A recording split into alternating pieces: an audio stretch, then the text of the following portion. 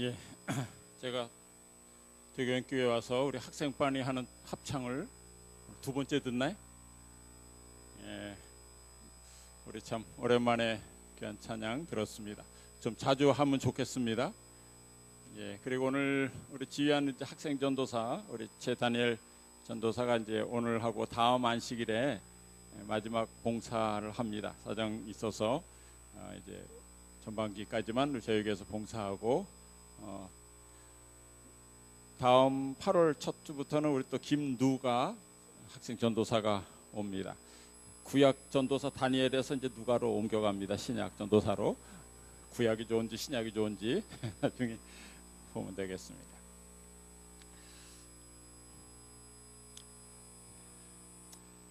참 더운 해죠? 예, 물을 많이 드시고 계시죠? 예, 저희 몸은 공냉식도 되고 순냉식도 돼요. 바람으로도 식히기도 하고 물로도 식힙니다. 하여튼 물을 좀 많이 드시면, 전에 송자 교수님은 다이옥신도 물만 많이 마시면 다 배출할 수 있다고 그런 얘기 하셨어요. 그러니까 독도 제거하고 또 열도 식히고 건강해지는 비결이 물을 많이 마셔야 됩니다. 그리고 물을 많이 마시라고 저희 교회에서 얘기하는데 물을 안 마시는 교인들도 꽤 많아요. 자기는 하루에 한 잔도 안 마신다는 분도 봤어요. 근데 그런 분들은 거의 90% 이상이 무릎에 관절이 있어요. 관절염이 있어요. 물을 안 마시면 관절이 빨리 닳습니다. 물만 마시면 그 관절 사이에 있는 연골이 아주 매끄러워서 얼음보다 7배나 매끄러운 게 연골이래요. 근데 그 물만 들어가면 아주 매끈매끈해서 관절이 잘 움직이는데 물을 안 마시면 뻑뻑해져 가지고 닳아 없어진다는 거예요. 그러니까 물만 마시면 됩니다. 근데 우리 교인 중에 안 마시는 분들 꽤 많아요. 하여튼 물을 많이 드시고, 저희 집도 18층인데 꼭대기 옥상층이잖아요. 제일 꼭대기 탑층이라 작년에는 가끔 비가 내려서 그래도 그 위에가 좀 식히면 좀 덜 했는데 올해는 계속 달궈져 가지고 하여튼 많이 덥습니다.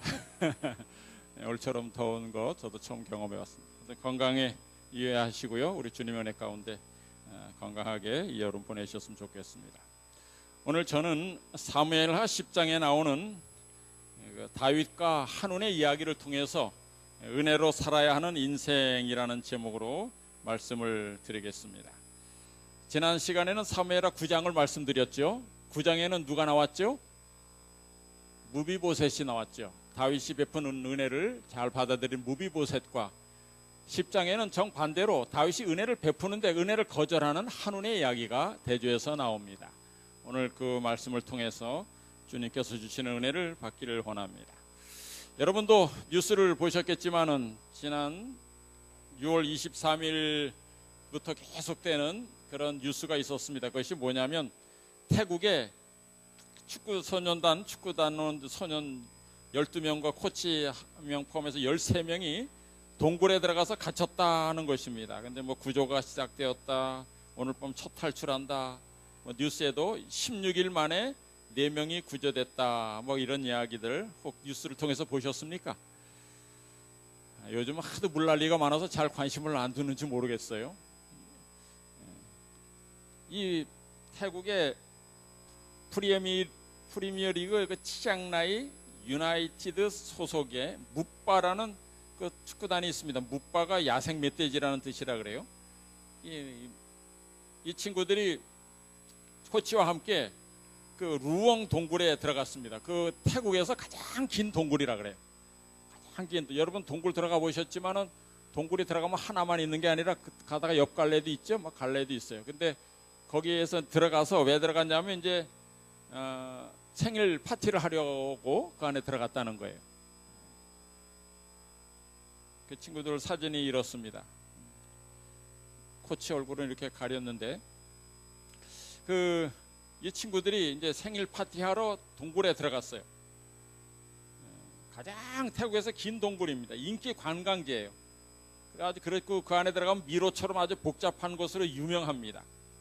그런데 들어갔는데 하필이면 갑자기 비가 와가지고 물이 차기 시작했어요. 동굴 안에 물이 차기 시작하니까 물이 막 넘쳐 흐르니까 안으로 피난 간 겁니다. 물이 점점 차오르니까 물이 없는 데로 들어가다가 몇 킬로미터까지 들어갔냐면 5.5킬로미터를 들어갔습니다. 5.5km면 짧은 거리인가요? 예? 예. 그래서 5.5km 안에 갇히게 됩니다. 입구에서부터 저 입구에서부터 10몇 킬로고 하여튼 그 걸어 들어갈 수 있는 자리에서부터는 5.5km 안쪽에 들어간 것입니다. 이 그림은 뭐 간단하게 나온 것이지만은 이 여기 나오는 이 물 길이가 여기서 요 거리가 아주 짧아서 헤엄치어서 뭐 살짝 갈 수 있을 것 같은 느낌이 들죠? 근데 그게 아니에요. 보통 300m, 뭐 500m 뭐 이런 겁니다. 그 길이가. 그러니까 뭐 헤엄쳐서 저기 가고 헤엄쳐서 이렇게 나갈 수 있으면 벌써 나왔죠. 그러나 동굴 밑으로 해서 그걸 깜깜한 빛도 없는 데로 들어가서 거기서 300m를 헤엄쳐야 되는데 잠수해서 300m 갈 수 있는 분이 있습니까? 아무도 없어요. 그냥 잠수복 입지 않고 갈 사람은 세상에 없습니다. 저도 인명구조 자격증이 있어요. 수상인명구조 자격증을 제가 땄습니다. 그 얼마나 죽을 고생하고 땄습니다. 그 마지막 시험 보는 거는 50m를 물속으로 가는 거예요. 50m를 물속으로 막 헤엄쳐가서 저거까지 나와야 합격을 해요. 실습도 하고 그러는데 그것도 정말 죽을 것 같아요. 근데 뭐 몇백 미터 절대 인간으로서 불가능하죠. 그렇게 안에 깊이 갇혔습니다. 정말 한강을 건너가는데 물속으로 한강을 건너갔다 왔다 이렇게 해야 되는 그런 걸 해야 되는 정도로 보통 이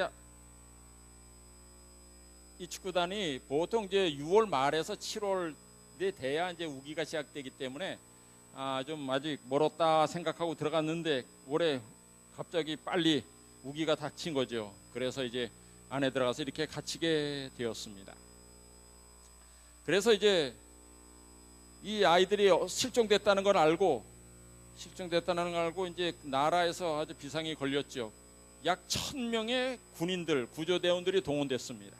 1000명의 뭐 해군, 육군 뭐 다. 그다음에 각국에서 미국, 영국, 중국, 태국 다국 구조대원들이 왔습니다. 그래가지고 들어가는데 거길 발견하려면 깜깜한 물속으로 빛을 비추고 들어가서 일로 나와보고 저로 나와보고 이렇게 뒤져야 됩니다.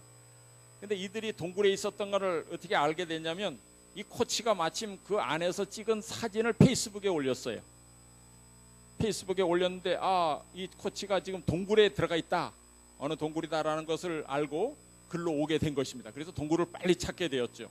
와보니까 진짜 동굴 입구에 그들이 타는 자전거도 있고 옷가지들도 있고 이런 걸 보고 이 동굴이 맞다 하는 걸 확신을 갖게 됐고 뭐 안에서 통화는 도저히 안 되고 그래서 이제 그 안을 수색하기 시작하는 것입니다.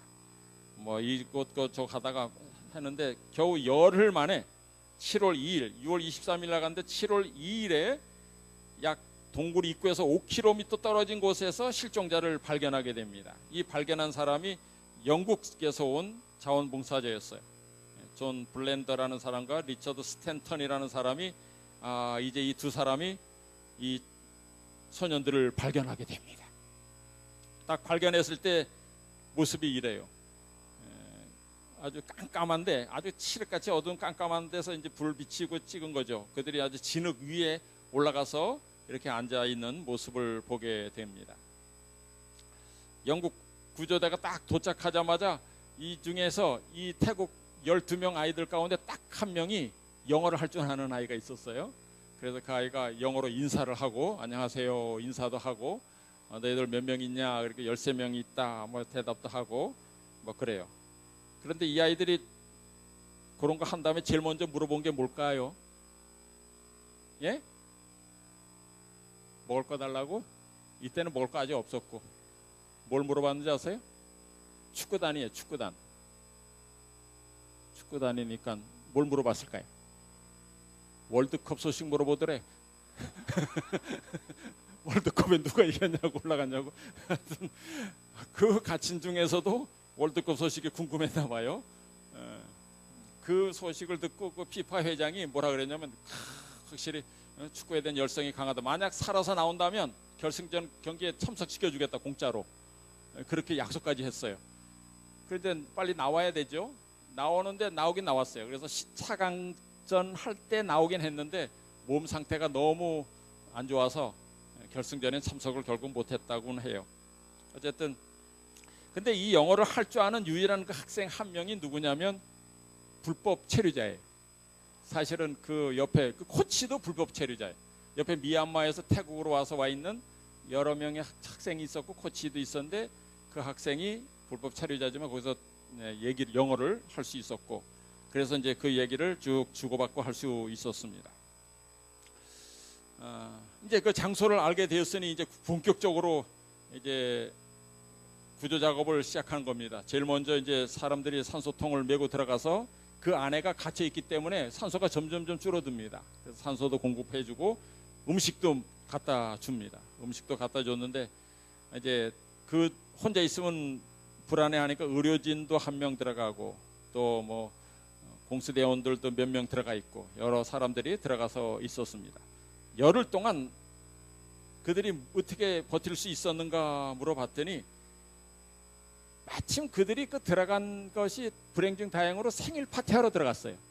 생일 파티하러 들어가려고 케이크도 사갖고 과자도 사가고 뭐 이렇게 해서 들어갔는데 갑자기 비가 들이치니까 막 도망갔어요. 그래서 싸갖고 온 그 생일 파티 하려고 써갔던 음식이 조금 있었던 겁니다.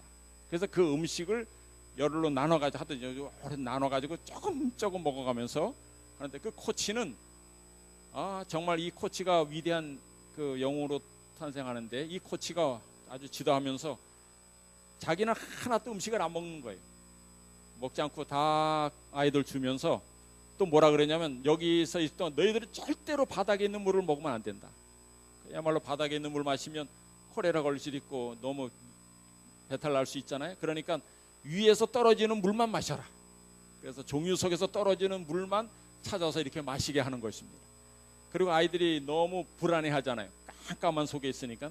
물론 랜턴이 하나 있었어요. 근데 그것도 후레 배터리가 언제 닳을지 모르니까 물 마실 때만 잠깐 켜는 것입니다. 물 마실 때만 종유석 물 떨어진 데를 비춰주면 거기서 물 받아 먹고 이렇게 하고. 근데 이 코치가 전에 스님이었어요. 10살 때 고아가 돼가지고 스님이 됐는데 그래가지고 그 명상하는 법을 아이한테 가르쳐주고 체력을 아끼기 위해서 이렇게 잠을 자게 하고 그리고 뭔가 희망을 주기 위해서 우리가 한번 굴도 뚫어보자 해서 굴도 살살 파게 만들고 하여튼 그런 25살밖에 안 된 이 코치가 얼마나 이 아이들을 잘 지도했는지 몰라요. 용기 희망을 주고 무엇보다 바닥에 물을 먹지 말라. 하늘에서 떨어지는 물만 꼭 마셔라. 그렇게 지도를 했고 그래서 이제 있다가 이제 10일 후에 이제 발견되고 그 뒤로 이제 음식물이 쭉 들어옵니다. 뭐 첫 식사가 고기도 들어오고 쌀밥도 들어오고 우유도 보내주고 그래서 그 안에서 그것을 먹고 이제 버틸 수 있었습니다. 그 다음에 거기서 발견됐지만은 처음에는 한 넉 달 걸릴 것이다 이렇게 예상을 했어요. 그런데 갑자기 비가 오기 시작하면 그 안에까지 다 차올 수 있다. 물이 차면 다 죽을 수 있다는 걸 알기 때문에 급히 서둘러서 한 6, 7일 더 걸린 다음에 그들을 다 구출할 수 있게 됩니다. 여기 코치 얼굴이 여기 있어요. 이 코치 얼굴이 여기 나오는데 하여튼 그 위급한 순간에도 정말 지도자로서 잘 인솔해서 13명의 목숨을 다 구한 수 있었습니다. 처음에는 이 코치가 음식을 먹지 않아서 제일 몸이 나빠서 제일 먼저 구출했다고 뭐 그런 뉴스가 나왔는데 그건 오보였고 나중에 알아보니까 이 코치가 학생들을 다 내보내고 나서 그 다음에 제일 마지막에 나왔다는 거예요. 근데 여러분 이 물속을 헤쳐 나오려면 어떻게 하는가? 어떻게 나와야 될까요? 잠수복을 입고 하여튼 그 나와야 돼요. 근데 길이가 뭐 5.5km나 되니 그 긴 거리를 어떻게 해야 됩니까? 그래서 그 안에서 훈련하기 시작합니다.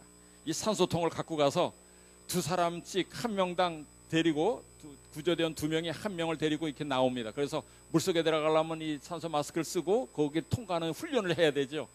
그 훈련을 시키고 그래서 그 안에서 훈련을 받은 것입니다. 그렇게 훈련을 받고 나오다가 어느 구간에는 너무 좁아서 혼자밖에 통과 못해요. 어른들은 거기서 지나갈 때는 산소통도 벗고 지나가야 되는 구간도 있다는 거예요. 벗고 지나가서 그 산소통 빼내가지고 다시 쓰고 그렇게 나와야 되는 그런 구간도 있고 그 긴 5km의 구간을 참 한 사람도 죽지 않고 이 학생들 가운데 아무도 죽지 않고 이렇게 구출할 수가 있었습니다. 물론 그 전에 물을 빼내는데 1시간당 1600만 리터를 막 정수기로 막 그 물을 퍼내는데 그렇게 퍼내봤자 1시간에 1cm밖에 안 줄어드는 거예요. 하루 종일 퍼내도 24cm 줄어들어요. 근데 비가 오면 도로 들어가고, 또 어떤 옆에 잘못하는 사람 물을 퍼내가지고 도로를 보내는데 도로 그 동굴로 보내고 있더래. 하여튼 뭐 그런 실수도 했고, 어쨌든 그렇게 해서 구조하는데, 안타까운 것은 이분은 해군 출신 잠수부인데 이분이 그만 그 안에 산소통을 공급해주고 나오는데 자기 산소통에 산소가 부족한 걸 몰랐어요. 그래서 2kg를 남겨놓고 그만 그 안에서 실신을 하게 되고, 그래서 병원으로 인송했지만은 죽게 되는 그런 사망한 사건도 있었습니다. 이분 한 분 웬 다 모든 이 소년들이 이렇게 나와서 아주 건강하게 치료를 받게 되었습니다. 정말 불빛 하나 없는 동굴하는 생활을 경험해 보신 분 외에는 아마 이게 상상할 수 없을 정도로 큰 두려움이 있었을 것입니다. 나중에 이렇게 나왔지만은 피파 회장이 약속한 그 결승전은 가지는 못했고, 이 이야기를 이렇게 들으면서 뭐 여러분도 다 느끼시겠지만은 이 소년들의 운명과 우리 지구 속에 있는 우리 인류의 운명과 같지 않아요? 흑암 속에 갇힌 인류입니다. 그리고 누군가 구해주지 않으면 죽을 수밖에 없는 것이 바로 우리 인류였죠. 그리고 그 마냥 기다릴 수 없고, 그 기다리는 동안에 누군가 용기를 주고 믿음을 주는 사람이 필요했습니다. 그들에게 큰 희망이 된 거는 중간에 그 거의 한 17, 18 걸리는 동안에 중간에 한 사람, 영국 사람 들어와서 자기를 발견해 주고 너희를 구원할 것이라는, 구해 줄 것이라는 그 소식을 들었기 때문에 더 힘이 났던 것이죠. 마찬가지로 정말 우리 인류 역사의 중간에 예수님께서 오셨고 내가 다시 올 것이라는 그 귀한 소망을 주고, 그랬기 때문에 우리가 믿음 안에 이렇게 거할 수 있는 것 아닙니까? 그리고 사망한 한 구조대원처럼 인류를 구원하기 위해서 우리 주님께서도 십자가에 돌아가셨고 또 수많은 사람들이 생명을 바쳤음을 우리가 알고 있습니다. 정말 우리를 구원하기 위해서 모든 노력을 다하셨습니다. 이 소년들을 구원하기 위해서 국가에서 처음엔 산을 뚫으려고 그랬어요. 산을 파가지고 그걸 파 들어가서 그걸 할까? 근데 산을 파는데 700m를 파야 되니 그 얼마나 오래 걸립니까? 이거는 불가능하다. 또 이 방법 저 방법 다 동원했지만 결국 사람이 가서 구해내는 걸로 사람을 구해내게 됩니다. 참 우리가 이 소년들만큼 정말 하나님의 큰 은혜를 받은 사람들입니다. 그렇지 않습니까? 그렇게 큰 은혜를 하나님께서 베풀었지만은 이 땅에 사는 사람들 중에는 그 은혜를 받는 사람들 가운데 두 무리로 나누게 됩니다. 똑같은 상황 속에서 두 무리가 있게 돼요. 마치 예수님께서 십자가에 달리셨을 때, 예수님께서 십자가에 어디 달리셨죠? 가운데 달리셨어요? 옆에 달리셨어요? 옆쪽에? 한가운데 달리셨어요. 사실 예수님을 한가운데 이렇게 있게 한 것은 이 사람이 죄인 중에 가장 큰 죄인이다, 이것을 두고 지키기 위해서 그런 거예요. 그 사람들은 그렇게 했지만은 사실 그렇게 하면서 예수님을 가운데 둔 것은 오른쪽 왼쪽 강도들에게 똑같은 은혜의 기회를 주기 위해서 그랬던 것이죠. 그러나 한편 강도는 그 예수님을 보며 믿고 구원을 받았고, 또 다른 한편 강도는 어떻게 했어요? 조롱하며 비방하고 결국 구원받지 못하지 않았습니까? 같은 상황 속에서도 구원받는 사람과 구원받지 못하는 사람들이 있습니다. 은혜를 베풀어도 받아서 감사하는 사람이 있고 의심하고 배척하는 사람이 있다. 바로 이 같은 은혜를 베풀었지만 반응이 다른 두 사람이 있는데, 사무엘하 9장 1절에 다윗이 가로되 사울의 집에 오히려 남은 사람이 있느냐, 내가 요나단을 인하여 그 사람에게 은총을 베풀리라 하니라 하면서 찾아가지고 무비보셋에게 은총을 베풀고, 또 사무엘하 10장에도 보면 다윗이 가로되 내가 나하스의 아들 한운에게 은총을 베풀되 그 아비가 내게 은총을 베푼 것 같이 하리라 그랬어요. 위에는 무비보셋은 요나단 때문에 그랬고 그 아래는 그 나하스라는 사람이 있어요. 이 나하스를 아십니까? 그 사무엘상에 보면 10장 정도에 보면 그 나하스가 그 길앗 사람들을 침공해 가지고 너희가 우리에게 복속하지 않으면 다 죽이겠다, 오른쪽 눈을 다 뽑겠다 막 그랬잖아요. 그 길앗 사람들을. 그때 막 사울이 왕이 됐을 때예요. 그래서 이 길앗 사람들이 사울에게 도움을 청했고 사울이 소를 몰고 오다가 그 소리식을 들고 울분을 토하면서 그 소를 12조각을 내가지고 이스라엘 집회에 보내잖아요. 만약 이 전쟁에 참여하지 않으면 이 소처럼 너희들의 소를 다 이렇게 조각 내겠다 이렇게 엄포를 놓습니다. 그랬더니 30만 명 이상이 와가지고 그 암몬 사람 나하스와 싸웁니다. 그래가지고 길앗을 구해내잖아요. 길앗을 그래서 구해줍니다. 그래서 나중에 그 길앗 사람들이 사울이 죽었을 때 그 시체를 매단 벳산에 와가지고 그 시체를 가져다가 장사를 지내준 사람들이 그 길앗 사람들이에요. 그 은혜를 생각해서. 그 나하스 사울하고는 안 좋지만은 그러나 이 다윗이 도망 다닐 때는 이 나하스가 도와줬어요. 그래서 이 사울과는 친하게 지냈습니다. 어쨌든 그래서 이 나하스를 인해서 그 아들 그 한운에게도 은총을 베풀리라. 왜냐하면 이 나하스가 죽었을 때 그래서 이제 조문단을 보낸 것이죠. 근데 무비보셋은 뭐라고 하면 저가 절하여 가로되 이 종이 무엇이건대 왕께서 죽은 개 같은 나를 돌아보시나이까 하면서 감사의 표현을 하죠. 무비보셋도 처음에는 다윗을 의심했어요. 주변에 있는 사람이 바로 이 다윗이 너의 아버지 할아버지가 갖고 있던 왕위를 찬탈한 찬탈자다 그래가지고 아주 미워하고 증오했지만은 다윗이 와서 불러서 보니까 다윗은 정말 좋은 사람인 걸 깨닫고 은혜를 감사하고 그렇게 받아들이게 됐지만은 이 한우는 어떻게 합니까? 다윗이 신복들을 보내어 그 이 성을 엿보고 탐지하여 함락시키고자 함이 아니니까 하는 그 주변 사람들의 말을 듣고는 다윗이 보냈던 그 대사들을 말해요. 신복들을 잡아서 수염을 절반을 깎고, 수염을 어디로 깎아? 절반 깎다는 건 이쪽 반쪽을 잘랐다는 거예요? 절반을 잘랐다는 거예요? 이게 얘기 보니까 한쪽을 없앤 게 아니라 긴 한 20몇 센치 되면 한 12cm를 자른 것 같아요. 절반을 쭉 잘라버리고 그 다음에 어떻게 했어요? 의복의 중동 볼기를 엉덩이를 다 드러내도록 그냥 도려냈어요. 그 창피를 줘가지고 돌려보냈단 말이에요.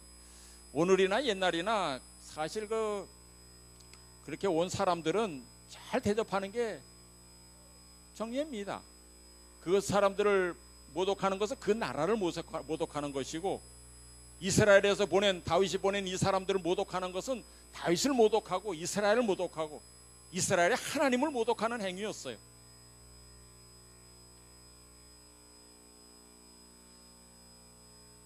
그래가지고 이 사람들이 그 여리고에 있어가지고 뭐라 그랬어? 다윗이 수염이 자랄 때까지 좀 있다가 오너라 그랬어요. 한 12cm 자라려면 며칠 있어야 되는지 아세요? 수염. 여자분들은 수염을 안 깎아봐서 모르죠.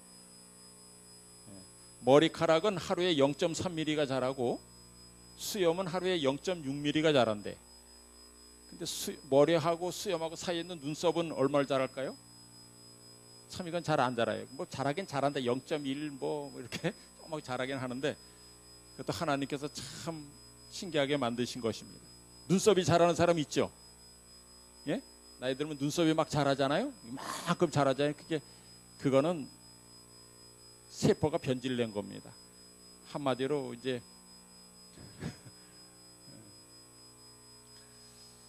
그러니까 한 0.6mm 자라면 한 12cm 자라면 200일 동안 아마 그렇게 있을 것입니다.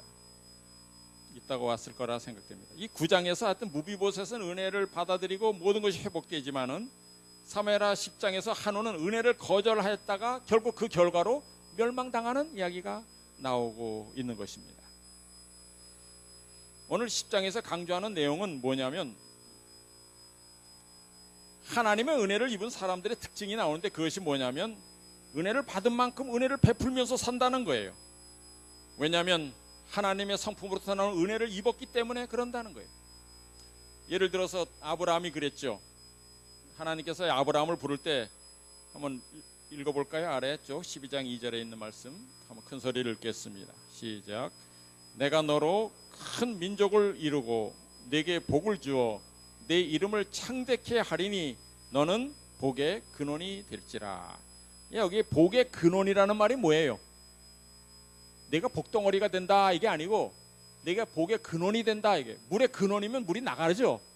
복의 근원이란 말은 너를 통해서 복이 나가서 다른 사람을 돕게 한다 이거예요. 복을 좀 나눠주는 사람이 되게 하겠다 이런 말입니다. 우리 그리스도인들은 이런 삶을 살아야 돼요. 복을 하나님께로 받아서 자기에게 복만 쌓아놓고 사는 사람이 아니라 하나님께로 받은 복을 나눠주는 사람, 복의 통로만 되는 사람의 삶을 살아야 돼요. 이거를 갖다 저는 옛날에 이걸 복덕방식 복이다 그랬어요. 그죠? 예, 오늘 이제 저희 지난주에 저희 사택을 일신에 건영에 사택 하나를 구입했습니다. 장문까지 치렀습니다. 그래서 이 대태견 교회가 사택이 3개나 됐어요. 아주 부자가 돼서 기쁘시죠? 예. 근데 그 집을 소개한 사람이 복덕방 주인이 소개한 다음에 자기가 들어가서 사나요? 복덕방 주인이 사는 게 아니라 다른 사람을 소개한 사람을 소개받은 사람을 살게 하는 거 아니니까 마찬가지에 그런 복을 우리가 받아 누린다는 거예요. 우리 대견교회 성도들도 이 아브라함처럼 다윗처럼 우리가 복의 근원이 되어서 하나님의 복과 은혜를 다른 사람들에게 흘려보내는 사람이 될 수 있기를 소망합니다. 그렇게 산 사람 한 사람을 좀 소개하려고 합니다. 이 이야기가 벌써 오래된 이야기지만 감동적인 이야기를 한 번 더 소개하려고 합니다. KT 데이비스라는 사람인데요.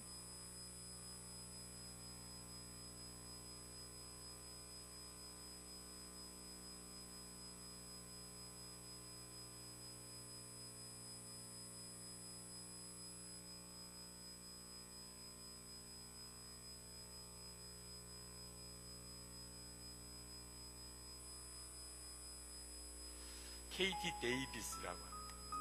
20대 초반의 백인 자매입니다.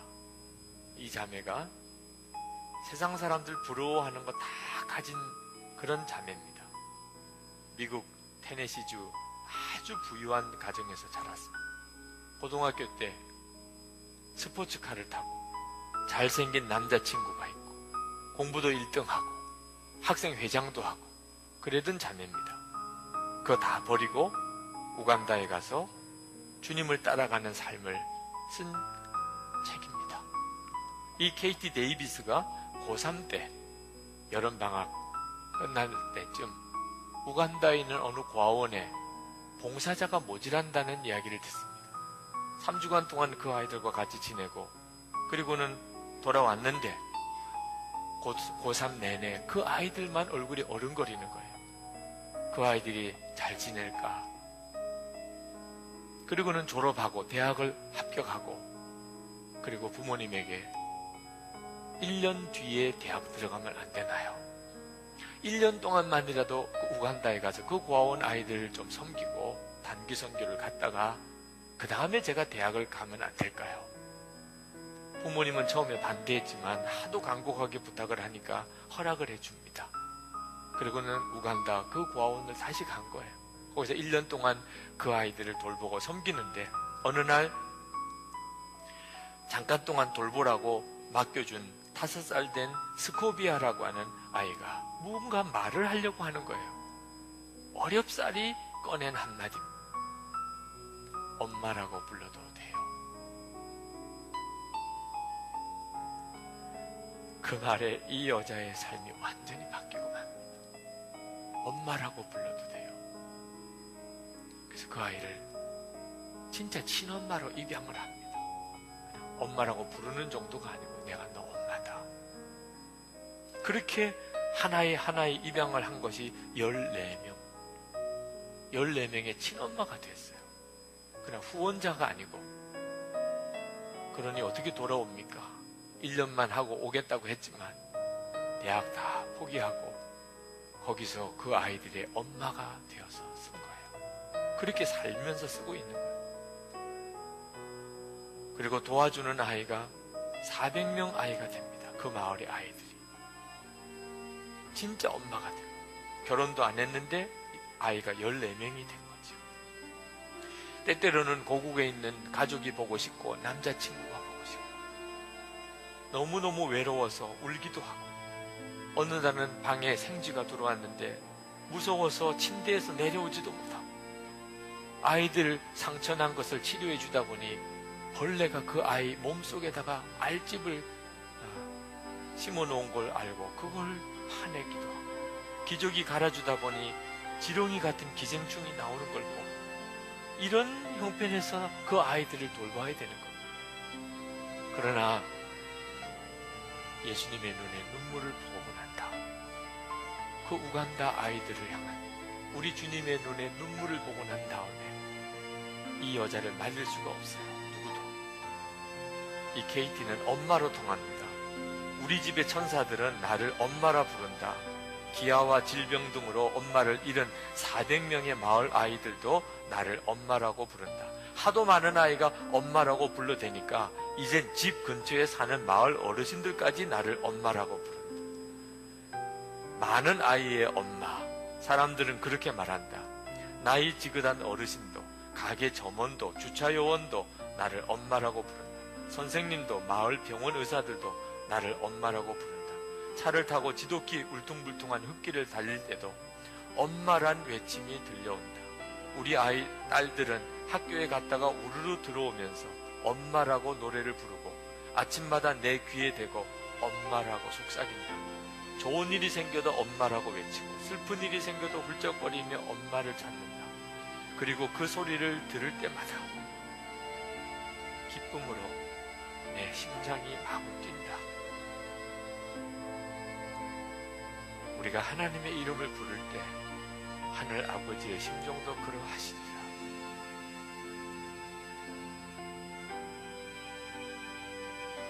너희는 다시 무수하는 종의 영을 받지 아니하고 양자의 영을 받았으므로 우리가 아빠 아버지라 부르짖느니라. 이 엄마라고 부를 때 정말 이 가슴이 뛸 정도로 얼마나 가슴이 벅찬지 행복한지 우리가 아버지 하늘 아버지를 부를 때마다 하늘 아버지가 얼마나 기뻐서 가슴이 뛸지 생각하면서 그 사랑을 나눠주는 일을 하고 있죠. 지금은 결혼해서 자신들의 자식을 낳지 않지만 결혼해서 그 남자와 같이 남편과 함께 그곳에서 같이 봉사하고 있어요. 참 아름다운 삶이죠. 이 케이티처럼 사랑으로 봉사하고 범사에 감사하고 주님께 기쁨으로 예배하는 삶이 곧 우리들이 하늘에 가서 살 사람들의 모습 아닙니까?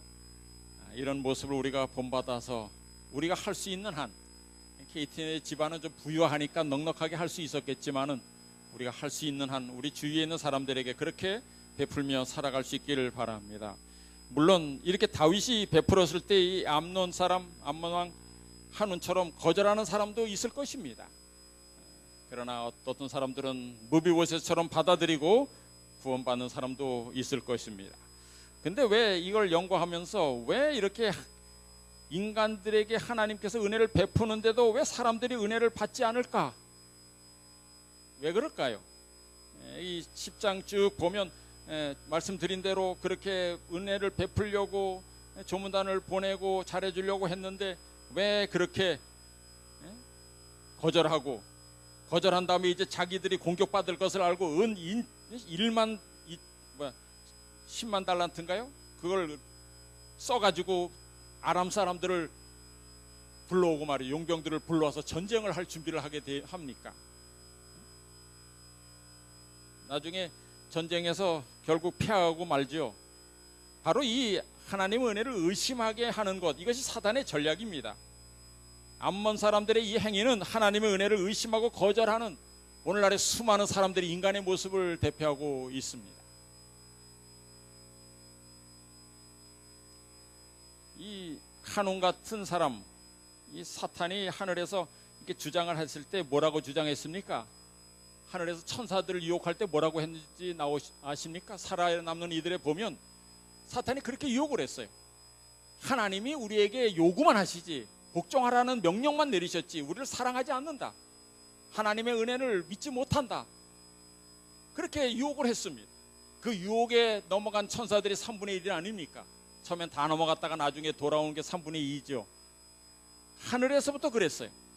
이 땅에 내려와서도 그랬습니다. 아담과 하와가 있을 때 하와한테 다가와서 뭐라 그랬어요? 하나님이 너희들에게 사랑하려고 그런 게 아니야. 이걸 먹으면 하나님처럼 눈이 밝아지니까 샘이 나서 못 먹게 한 거야. 그러니까 먹어봐.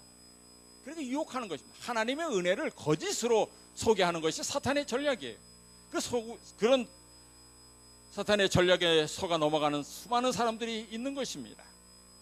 그러나 여러분, 하나님께서 하시는 모든 명령, 모든 약속은 우리 사람들에게 고통을 안기려고 하는 것이 아닙니다. 결국 하나님께서 주시는 모든 명령은 우리 행복을 위한 거예요. 그것을 믿기 바랍니다. 우리 교회가 때로는 어떤 헌신을 요구할 때가 있어요. 그때 많은 사람들이 이 교회에 헌신을 요구하면 교회에 가면 헌신을 하라고만 한다고 마치 그래서 자신들의 즐거움을 뺏어가는 것으로 생각합니다. 절대 그렇지 않습니다. 헌신을 요구하는 것은 우리의 즐거움을 빼앗으려는 것이 아니고 우리를 가장 거룩한 자리로 가장 가까이 다가가도록 하기 위한 하나님의 최고의 부르심인 것을 꼭 기억하시게 되길 바랍니다. 하나님을 거절하는 또 하나의 이유를 생각해 보면 하나님의 은혜가 비논리적이라고 생각하는 사람들이 있어요. 나 같은 사람을 어떻게 구원하느냐, 이런 것도 비논리적이에요. 또 그 대표적인 예가 그 마태복음 20장에 나오는 포도원 품꾼의 이야기잖아요. 주인이 보니까 아침에 일할 사람 찾았더니 9시에 온 사람들이 있어요. 그때 온 사람들이 뭐라 하냐면 오늘 일하면 한 데나리온을 주겠다, 품삯을 주겠다 그랬어요. 근데 보니까 좀 나가보니까 또 일 안 하고 노는 사람들이 있어서 12시에도 사람들을 보냈어요. 그러니까 보니까 몸이 좀 연약한 사람들이 5시에 또 나갔는데 정말 하루 일거리를 못 찾아가지고 그날 굶게 생긴 또 사람들이 발견하게 되죠. 그 사람들도 가서 일하면 내가 상당한 보응을 하리라 그렇게 합니다.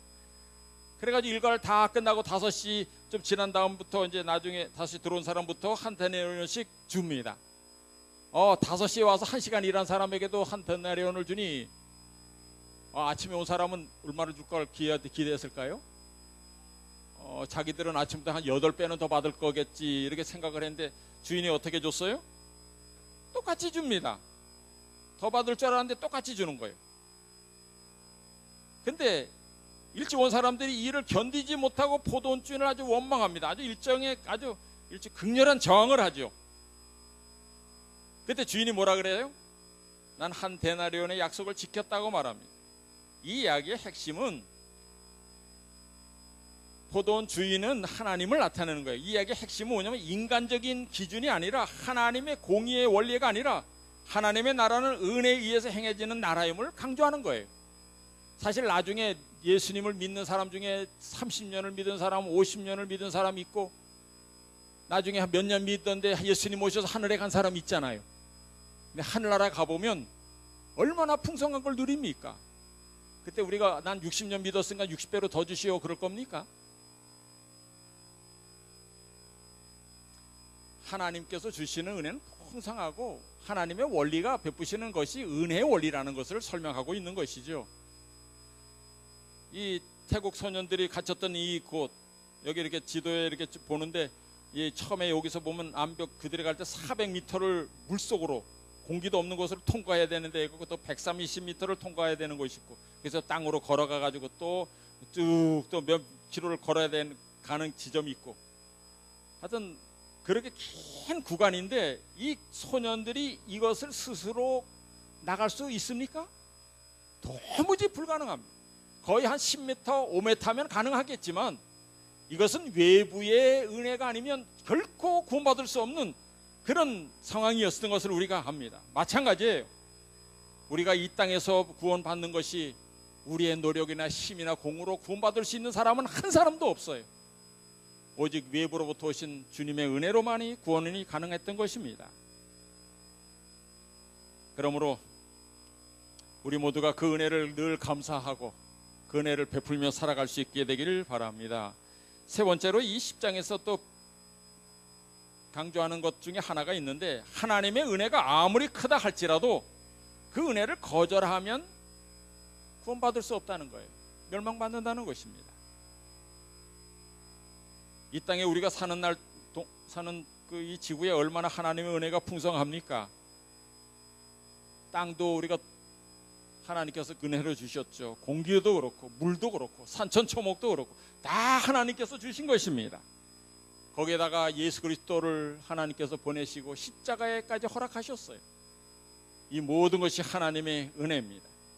그러나 이 은혜가 아무리 크다 할지라도 그 은혜를 거절하게 되면 결국 암몬 이 한운처럼 멸망을 당하게 된다는 것이에요.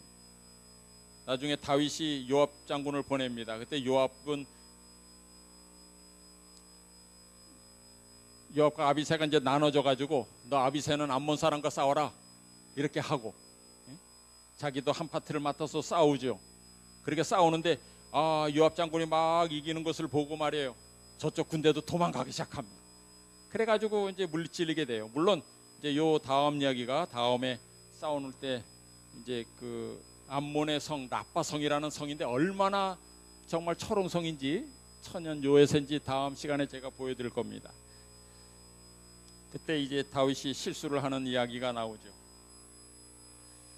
하나님도 동일한 원리를 갖고 있습니다. 자신이 베푸는 은혜를 끝까지 의심하고 거절하는 사람들에게는 비은혜의 원리가 적용됩니다. 저는 이 은혜가 마치 원자로 같다고 생각돼요. 이 원자로가 평화로울 때는 얼마나 유용하고 좋습니까? 그런데 이것이 파손되면 엄청난 재앙을 가져오지 않습니까? 하나님의 은혜가 풍성할 때, 오늘 읽은 저희들이 말씀처럼 은혜 받을 만한 때에 우리가 받아야지, 은혜의 시기가 늦춰지면 지나가면 결국 하나님의 진노가 임하게 되는 것입니다. 오늘이 바로 구원받을 때임을 깨닫고 우리가 하나님의 은혜를 풍성히 받아 누리시게 되기를 간절히 바랍니다. 오늘 이 말씀을 읽고 마치도록 하겠습니다. 베드로전서 2장 1절로 3절입니다. 함께 읽겠습니다. 그러므로 시작. 그러므로 모든 악독과 모든 괴혈과 외식과 시기와 모든 비방하는 말을 버리고 갓난 아이들과 같이 순전하고 신령한 젖을 사모하라. 이는 이로 말미암아 너희로 구원에 이르도록 자라게 하려 함이라. 너희가 주의 인자하심을 맛보았으면 그리하라. 그 아래는 월터 트로비스라는 사람이 한 말입니다. 이 이야기를 해석하면서 그리스도는 우리를 있는 그대로 받아주시지만 일단 그분이 받아주시면 우리는 있는 그대로 남아있을 수 없다. 정말 가만히 있을 수 없어서 은혜를 베풀고 나갈 수밖에 없다라는 이야기를 하는 것입니다. 그런 심령의 소유자들이 다 되시길 주님의 이름으로 축원합니다.